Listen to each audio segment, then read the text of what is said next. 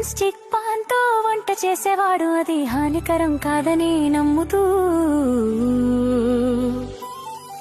కాని కొద్ది కాలంలోనే అతనికి జ్వరం, వణుకు, ఛాతీ బిగుసుకోవడం లాంటి లక్షణాలు మొదలయ్యాయి. అదే టెఫ్లు. కొన్ని రోజుల తర్వాత ఫ్లు తగ్గిపోయింది, కాని కొద్ది నెలలకే అతనికి క్యాన్సర్ ఉన్నట్టు తేలింది.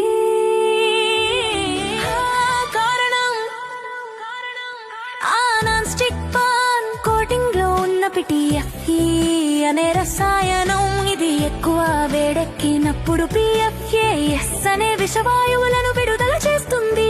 రసాయనాలను ఫరెవర్ కెమికల్స్ అంటారు, ఎందుకంటే ఇవి శరీరంలోకి వెళ్ళాక బయటకు రారు. అవి శరీరంలో పేరుకుపోయి క్యాన్సర్, థైరాయిడ్ సమస్యలు మరియు ఇంకా మనకు తెలియని అనేక వ్యాధులకు కారణమవుతాయి. ఇంకా ఆశ్చర్యకరమైన విషయం